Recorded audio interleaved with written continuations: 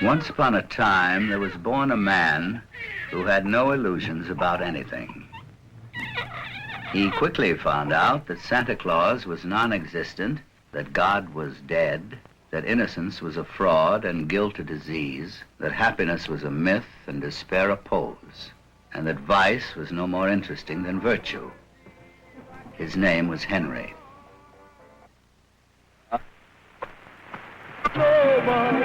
We asked for volunteers, and here I am sorry to report to you that we have no volunteers.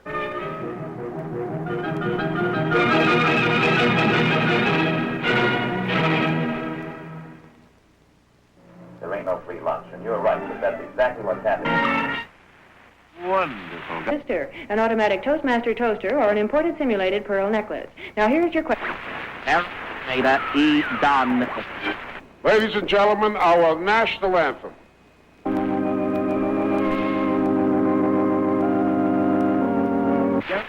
Opinions expressed are not necessarily those. And dumbfounded, and believe it or not, there is a way you can know, believe it or not. Whether you believe it or not, there still is a way you can know. He took up carpentry.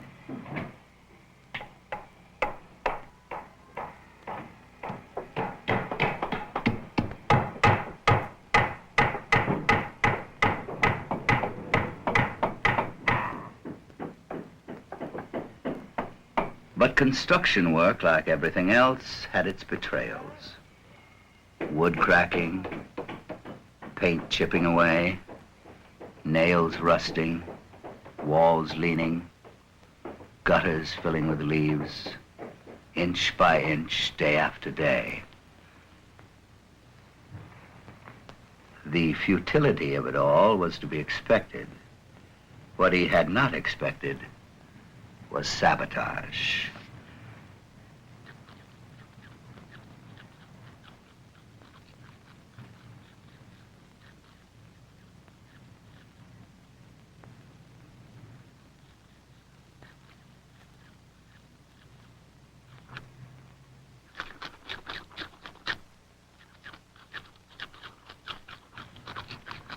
And so Henry became a termite exterminator.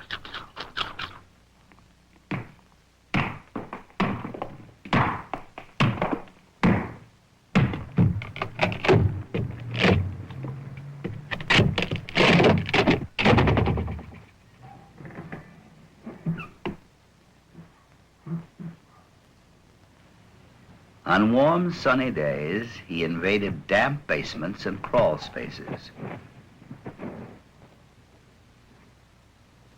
He lost track of time, made reconnaissance missions in the middle of the night, planned elaborate counter-sabotage, tracked down every clue to their whereabouts.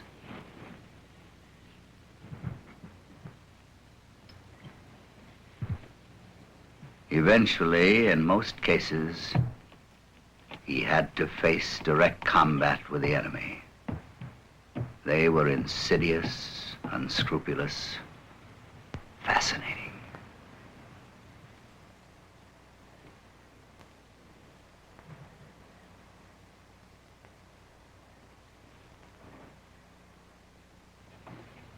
For better or worse, termites became his life.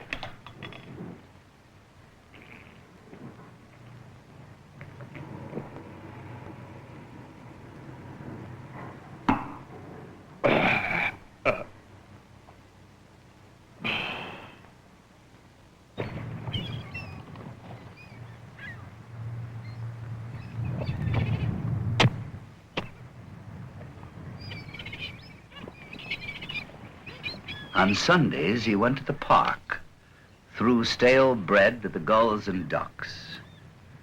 He knew they would be just as hungry again tomorrow, wouldn't remember him from the next bag of bread. But he was not looking for gratitude. He was a realist, a completely illusionless man. One day, there came to the park a girl who believed in everything. Her name was Laurabelle.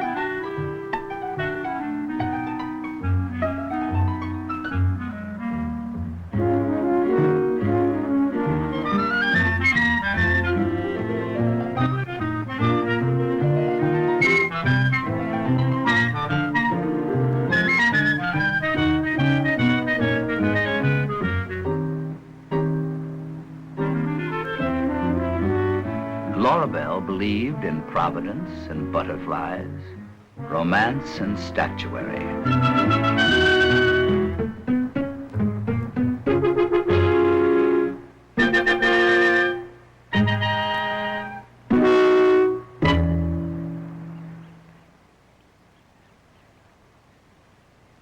I thought you were a statue.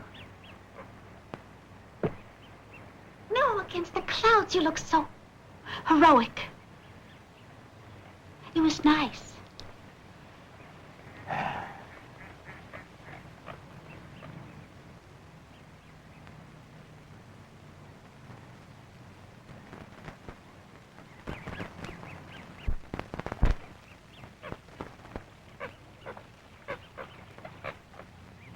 Conversation was awkward at first. Henry hadn't talked to anyone but termites for some time. And to break that silence now seemed foolhardy. Nevertheless, in spite of himself, Henry stuck around.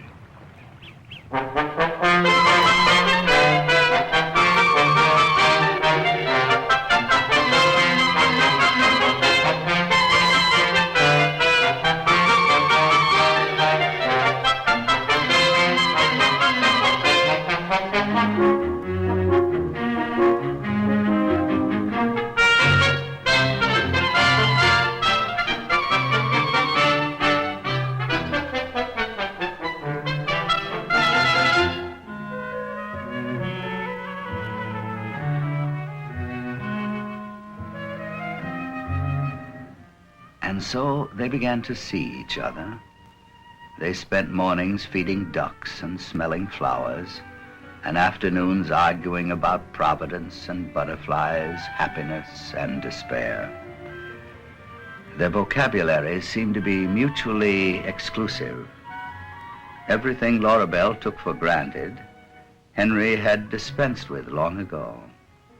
Everything he undermined, she cheerfully upheld. From immortal love to deathless art.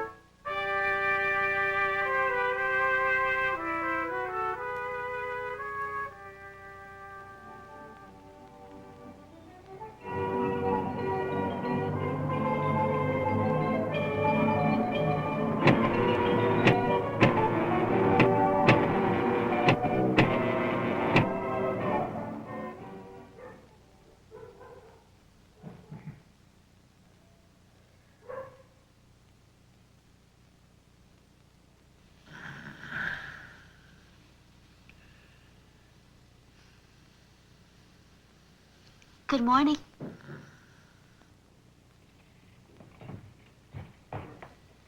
Henry, your apartment is so bright and airy. It looks like the studio of a painter, a sculptor. Don't have the eyes for it. You have lovely eyes. Yes, you do.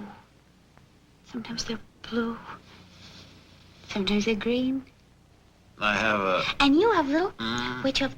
Open up. Little specks of brown. I have an astigmatism. They're beautiful eyes, really. And I have granulated eyelids. Do you know they're almost exactly the same color as mine? Yeah? Silly. It means that we were meant for each other. By whom? Don't you believe in anything? Mm-hmm. What? The law of averages? Oh.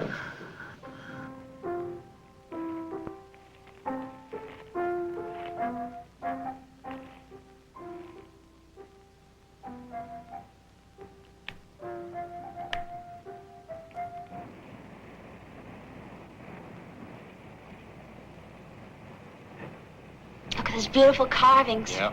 Haven't you always wanted a church wedding? I never even wanted a church. Why should you want a church? Why should I want a wedding? Wouldn't you like to walk down the aisle in a morning coat? Morning. That's the word for it. Oh, and a gray silk cravat and a white carnation. I like to walk down the aisle in a white carnation, period. It's a sacrament. It's a sacrifice. Besides, symbols are important. Well, then let's be honest about it and stand in front of the Washington Monument. Henry, you're making fun of a holy sacrament. Exchange of vows before man and God. Before a bunch of women weeping for their own lost innocence and a lot of old men looking down your bodice and the minister... And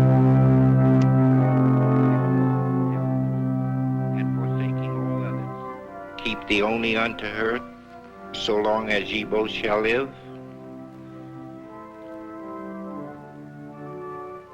I will. Laura Bell, I will.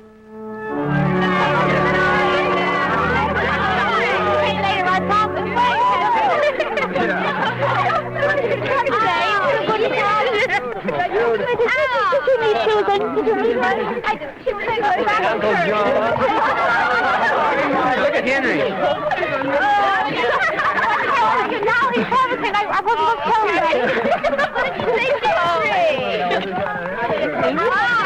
you. Lovely couple, huh?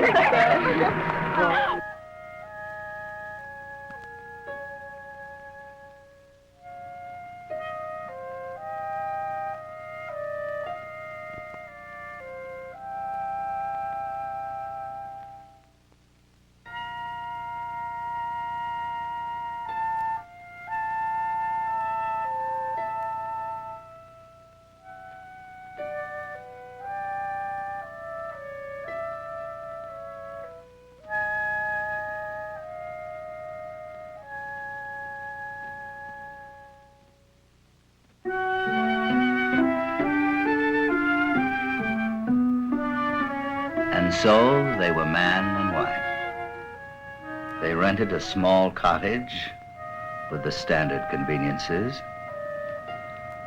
and Laura Bell furnished the decorations.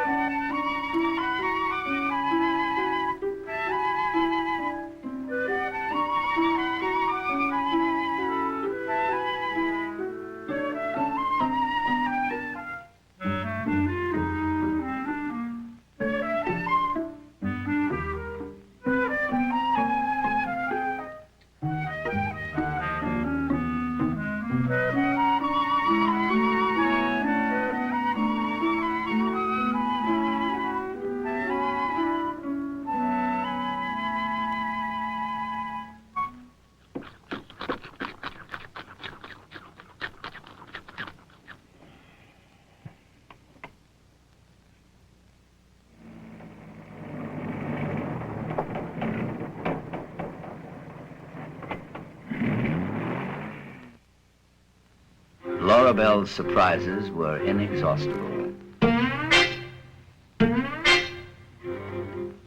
Every month a new pet. Every dinner a new dessert. Open. What is it? It's a termite cake. For you, in honor of your work. Blow out the candles before they burn the marshmallows. It's devil food? Yes, sweetheart, your very favorite kind. But in the shape of a termite. Well, it's a worker termite, actually. It's not a king or a queen or anything. I copied it out of a book in the library. Henry, I want to know all about your work. I want you to feel that you can talk to me about it, about anything. You've really been reading up on termites? Well, I've just started, really. But I'll keep at it until we can discuss the subject as equals. I tell you what, Laura Bell, why don't you take this under the kitchen and cut it up into squares and rearrange it? And then bring it back in without the grass.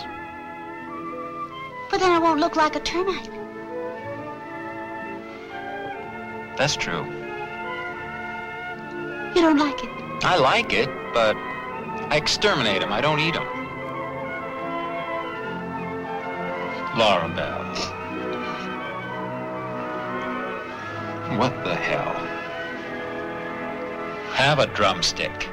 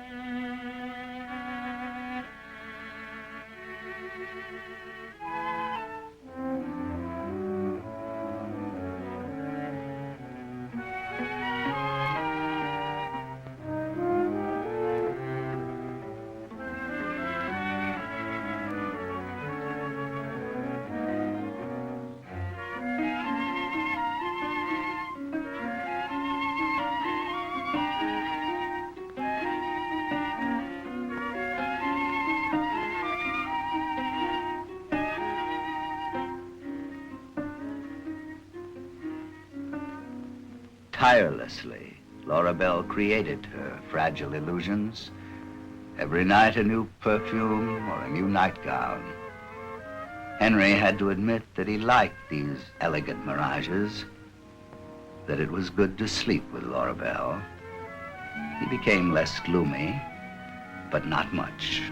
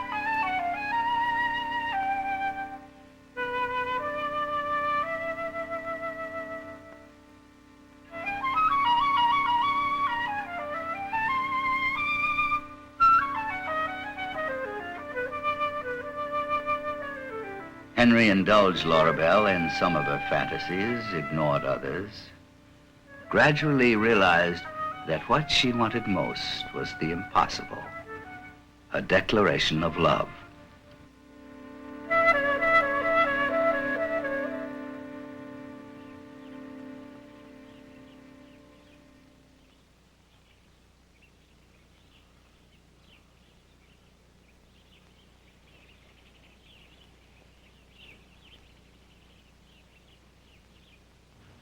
And then one morning, Laura Bell had a new kind of surprise.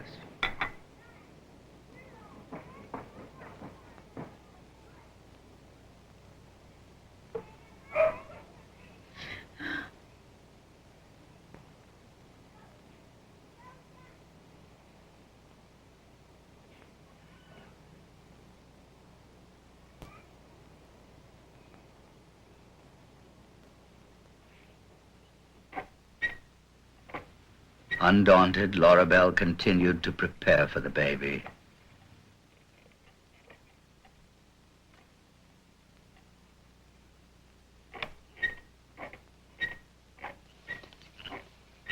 Are you praying? Mm-hmm. For the baby?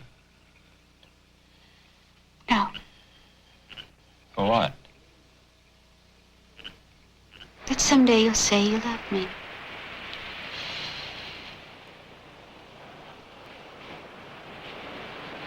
Do other women attract you? Of course. Some men are not like that. Some men are liars.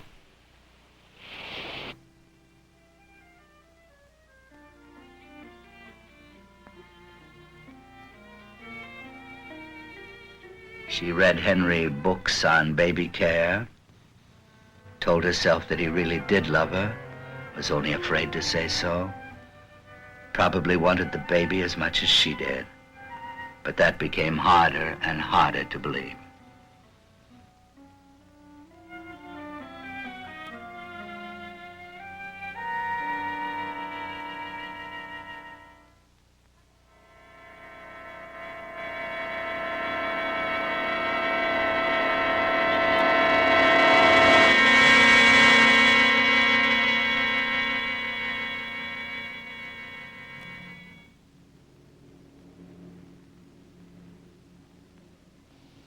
Do you know I lost it?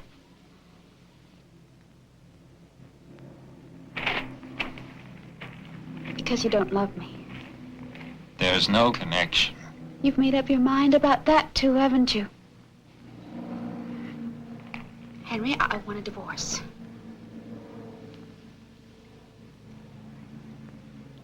That's ridiculous.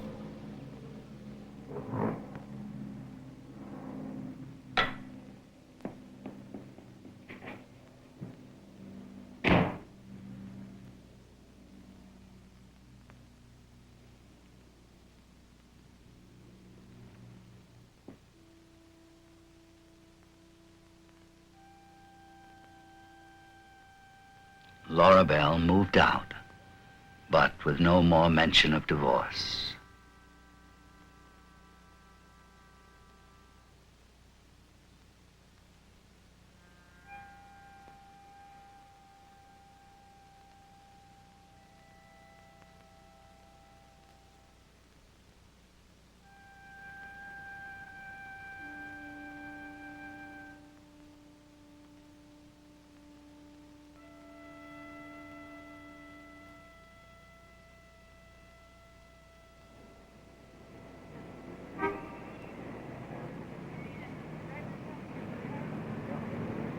Looking for a job, Laura Bell discovered the theater, auditioned for Ophelia, was hired for the box office.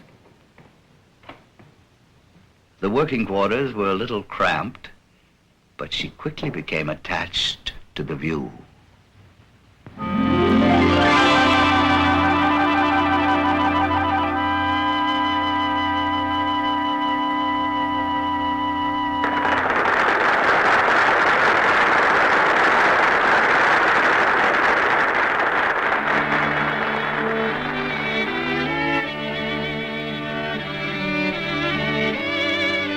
We're so fortunate to have Cyrus with our troupe. He's reviving the art of poetry reading. He's striking fire from the dead wood of the stage. Audiences love him. He seems to make everyone around him feel more alive, more impassioned, more...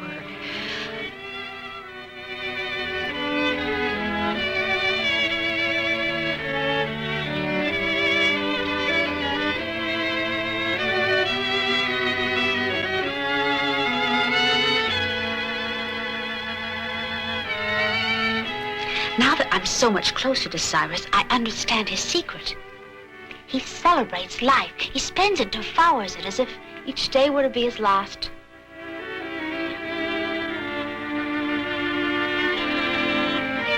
With Cyrus, the smallest act is a performance. The largest landscape is his stage. Oh, he's such a beautiful person.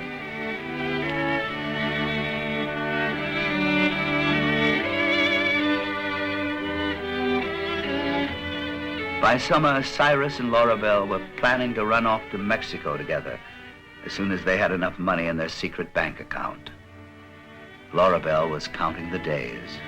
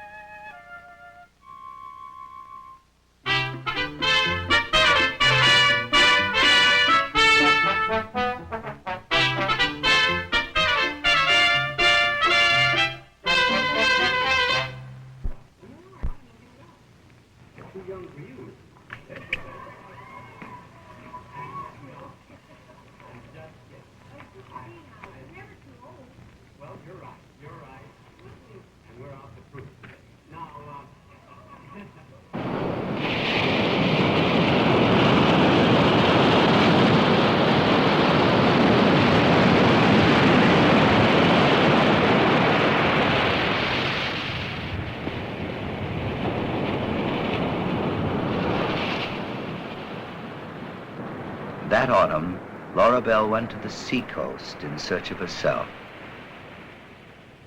She spent her nights on an autobiographical novel, her days lost in introspection.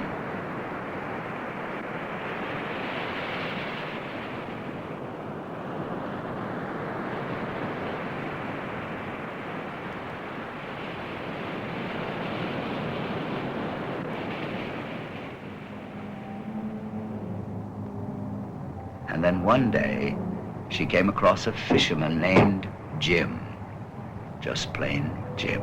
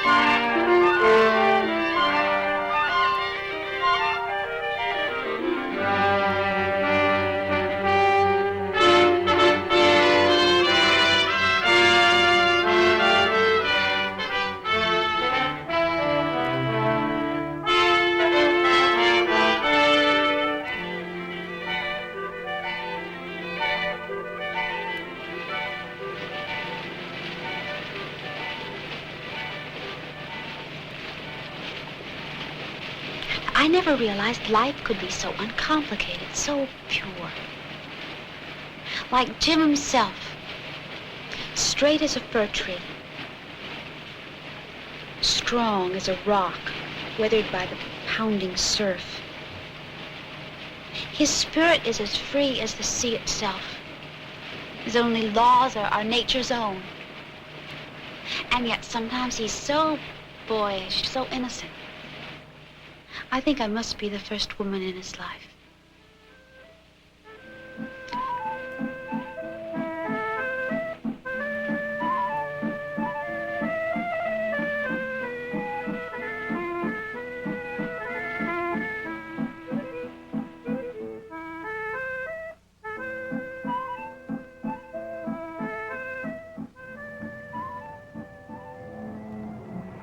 The weather's changing. Getting more dangerous, Jim says. He won't let me go out in the boat with him now. And even when he comes back, he seems withdrawn sometimes. But I can learn to accept his moods, like the tides and the storms. I will stand by him, come what may. Plain Jim, however, had 3 last names and a wife with each one. Laura Bell wept for days finally burned her navigation charts, her tide tables, and her manuscript.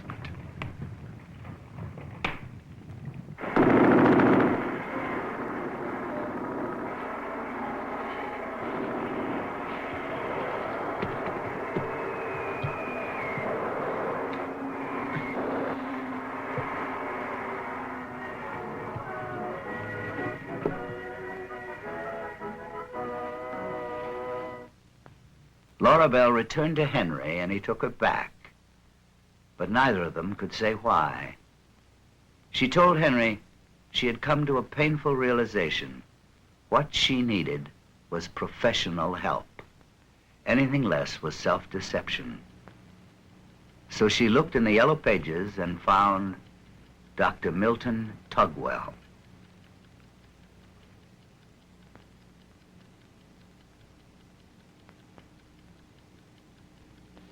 Analysis is so difficult to know where to begin, to establish enough rapport to allow all of one's pent-up emotions to erupt through the layers of repression which have built up over so many years.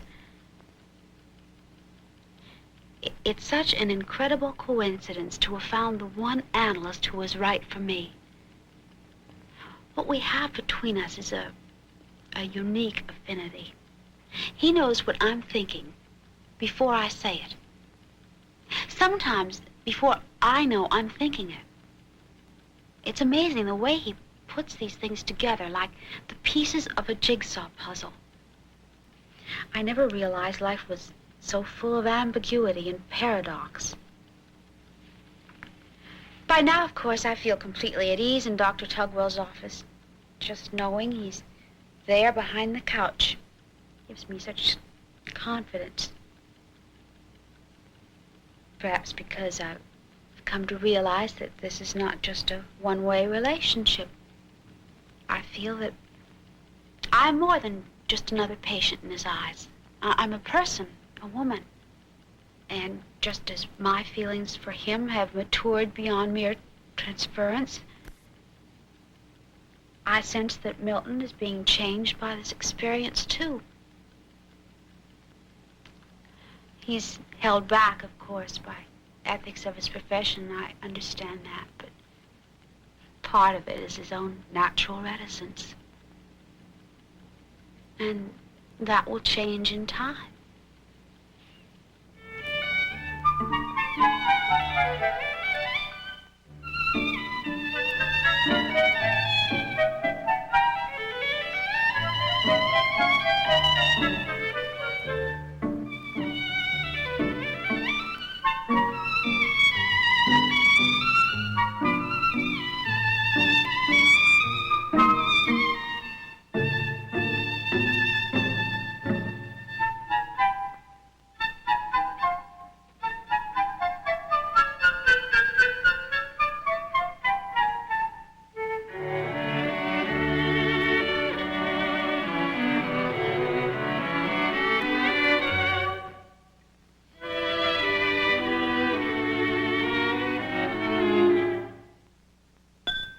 Henry said that he hadn't seen any change in me since I've been coming to see you. He said I was just the same person I was before I ever started analysis, and he wasn't going to pay a penny more for it.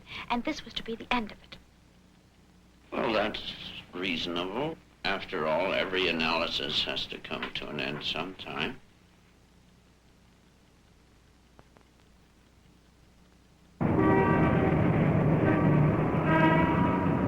Laura Bell's shock was almost unbearable. But as Henry could have predicted, not quite. She launched off again and again.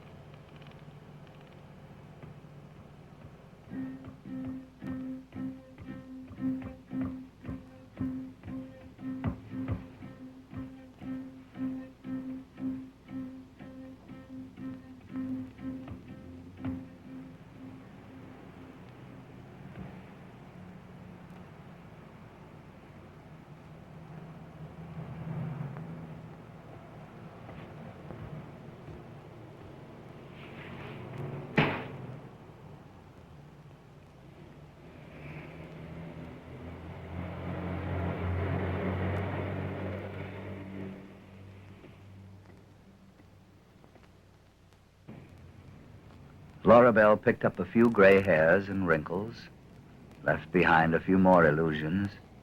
Still, something about her stayed young. But these same years made Henry older than his age. He drank more, worked less. His struggle with the termites became a war of attrition to which they were more naturally adapted. He often wondered why he kept at it.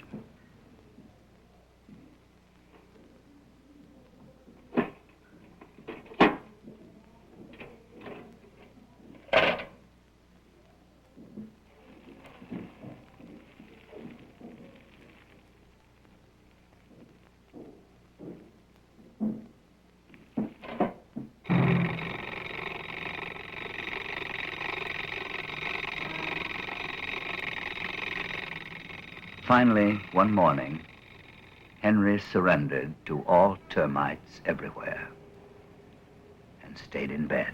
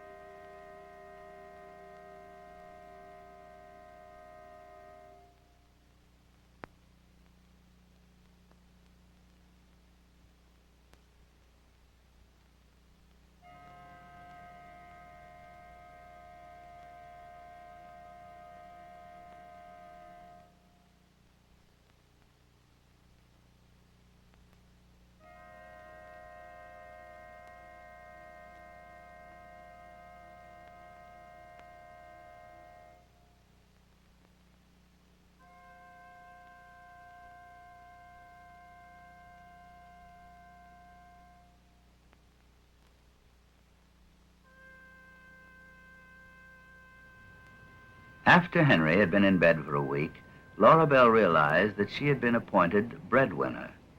So she became an inventor, designed a hat pin that would neither fall out of hats nor prick fingers. It was bound to make them rich.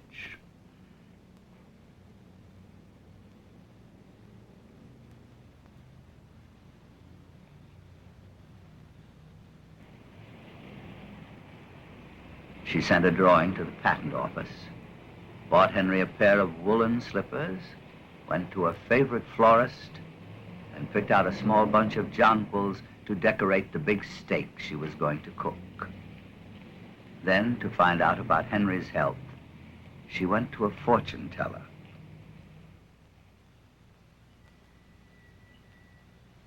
It's not good, my dear. Terrified, she spent her last $2 on a sweepstakes ticket to cancel out the prediction.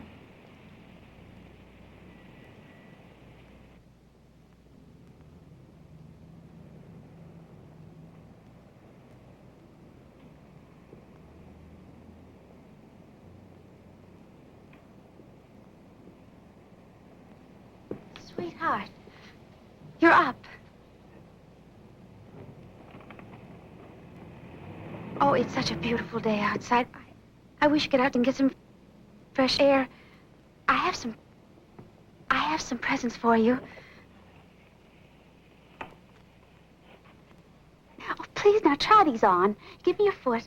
Oh, it's so cold. Oh, feel how warm these are.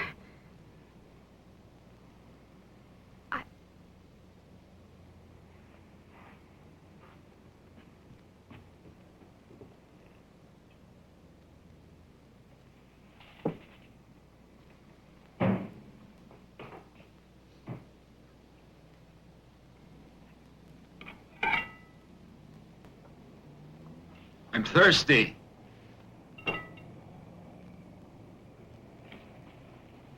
There isn't any more money.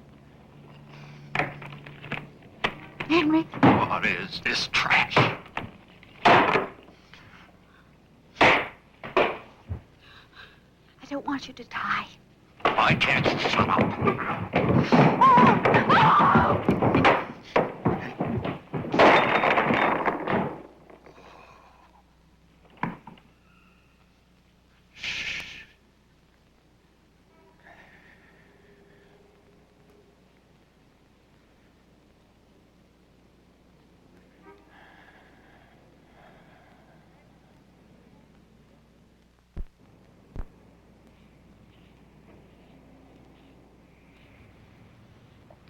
The next morning, Henry woke up early, felt restless, wanted to do something, but didn't know what.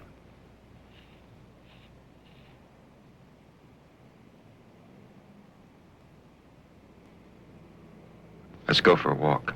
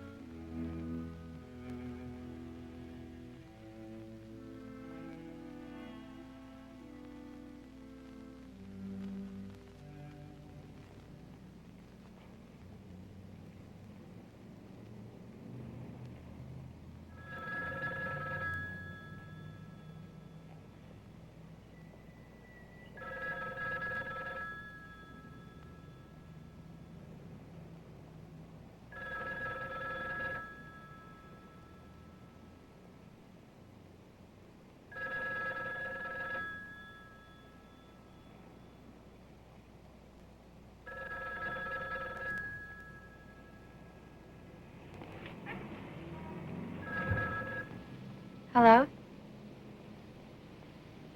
Yes, it is.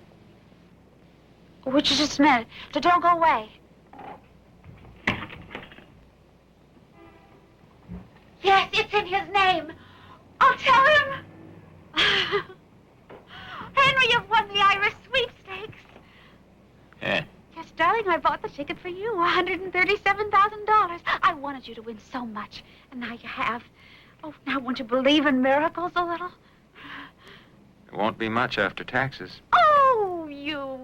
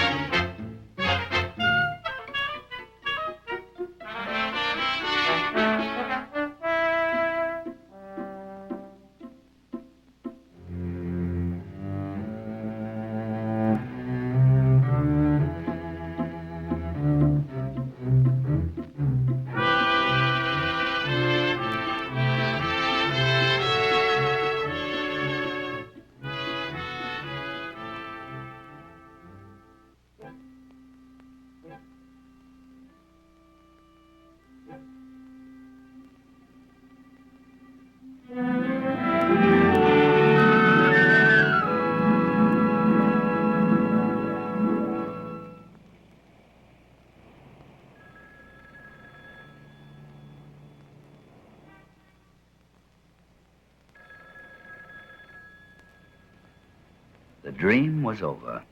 It was all a mistake. Another man, same name, almost the same number. Having expected everything, Laura Bell crumbled. But Henry had expected nothing.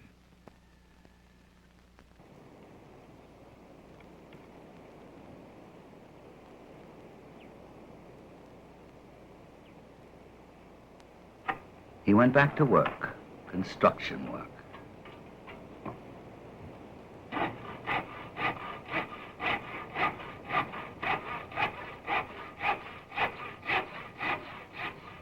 And on top of termite-proof pilings, finally Henry built a house of his own.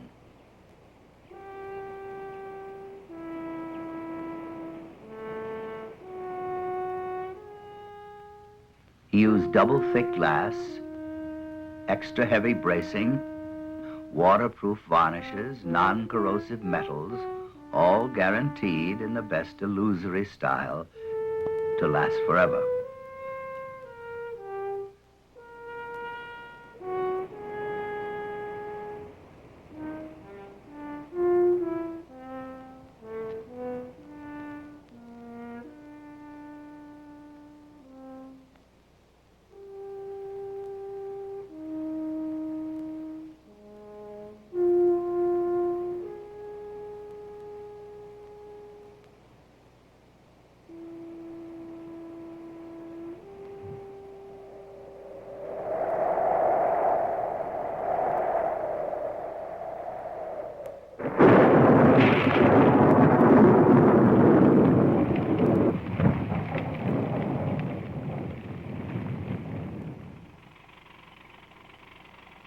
The fire destroyed everything, and they moved back into the city.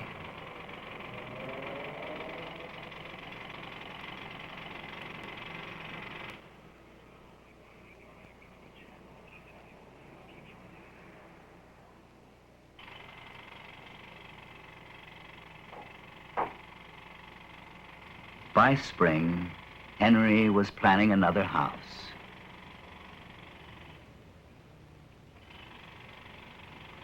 Laura Bell was full of excitement about it, told Henry not to worry about the cost. Already she was sending in box tops, writing jingles, working puzzles, was sure to win all the money needed. The very next day, she was going to borrow a shovel and start on a treasure hunt sponsored by a newspaper.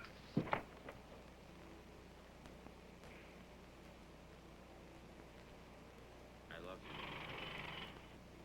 What did you say? I love you.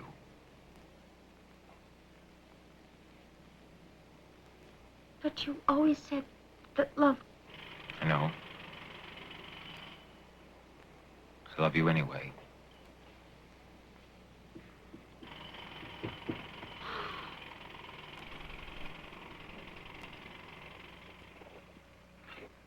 So Henry went deep into debt and planted a garden, not of hollyhocks or marigolds, but of concrete, tons of it. Good gray concrete, impervious to lightning, unappetizing to termites.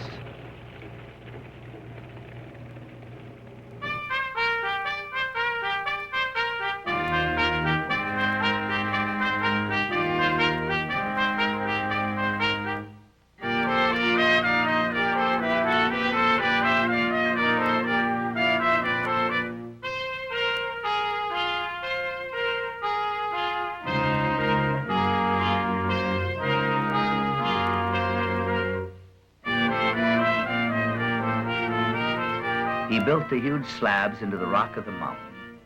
From roof to foundation, this house was reinforced, insulated, prepared for any shock.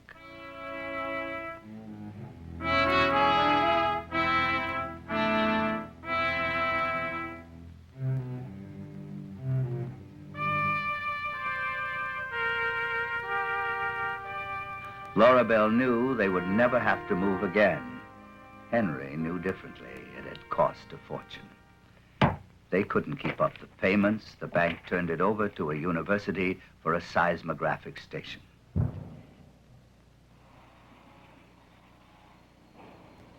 It was a depressing winter. Losing another house sent Laura Bell's spirits to a new low.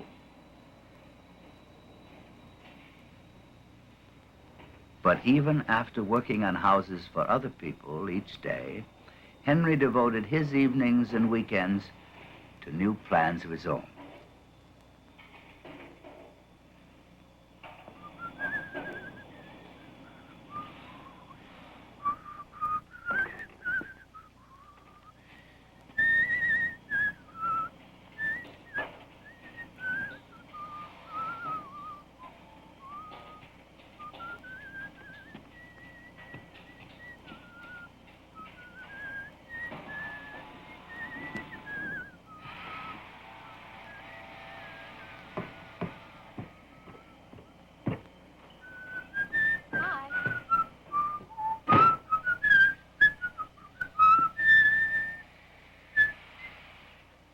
Fallout. Is it? How are you? Where are you going? A seminar. A group meditation seminar. I told you about it. What are you putting your lips on so thick? I have to block them yet. And you got those phony things on. What are those phony things on your eyes? Eyelashes. Don't you like them? Where are you going? To my meditation. Our leader, Semmelrod. He's a great spiritual personality. Genuine mystic, I'm convinced of that.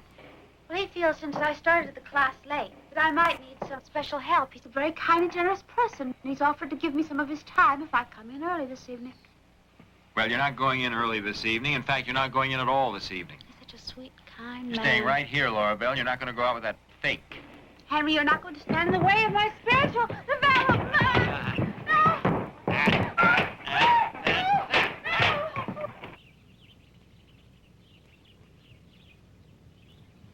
So they became a family.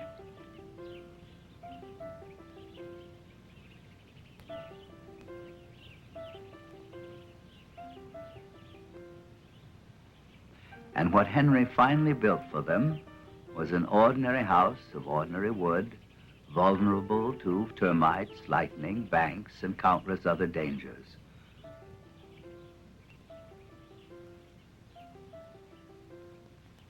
but it was a home for them and for their daughter, Noelle.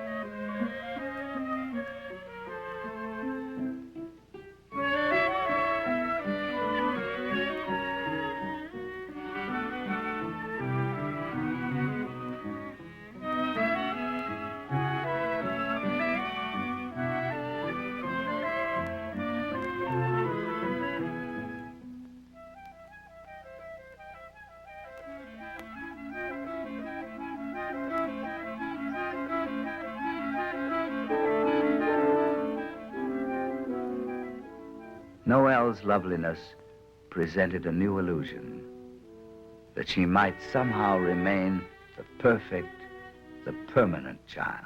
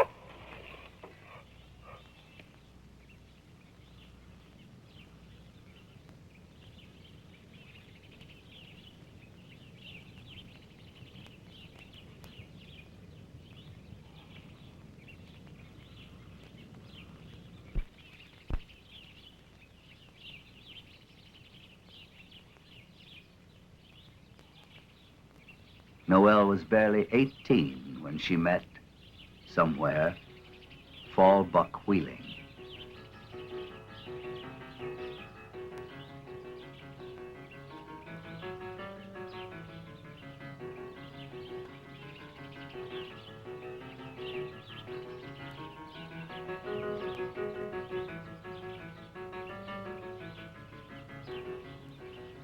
Henry tried to overcome his visceral reactions, to be civil, to make conversation, to understand the boy.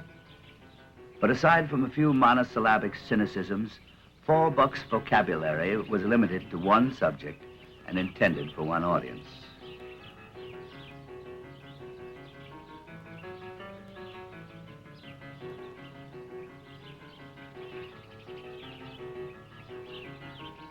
Slowly but surely, he had his effect on Noelle. She forgot about her horse, her piano, and her parents. But Fall Buck was impossible to forget about for any of them.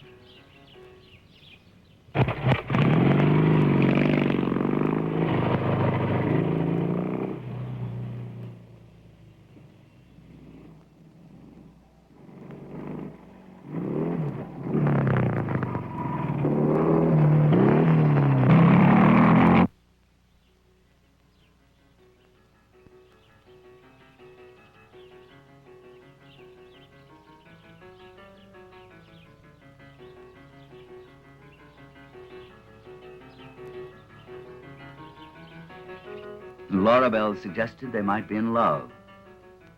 But Henry's suggestions were along different lines. With every exchange of words, the gulf widened between them. And the more that was said, the less that was heard.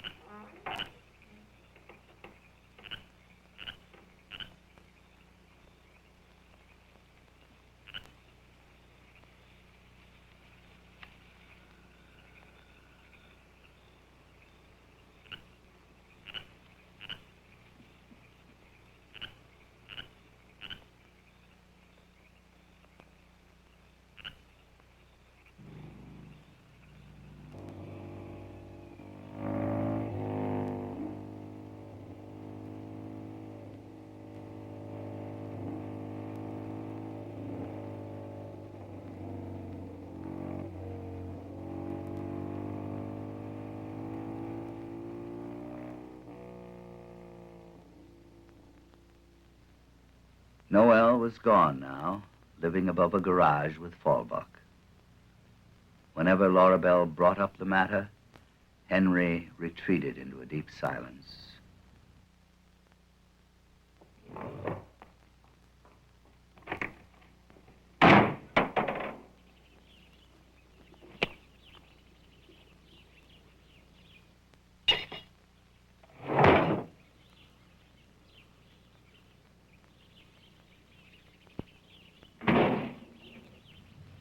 Over and over, they fought about nothing. Withdrew in bitter silence, took refuge alone and apart until the wounds healed.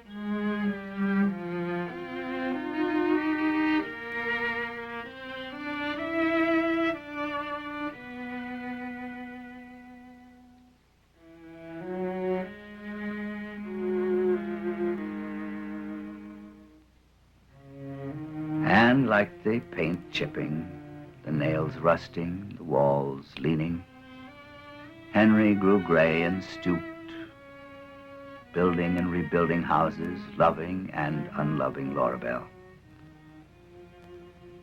And in all that he did, he could see himself striving toward a condition of love or truth or goodness that did not exist.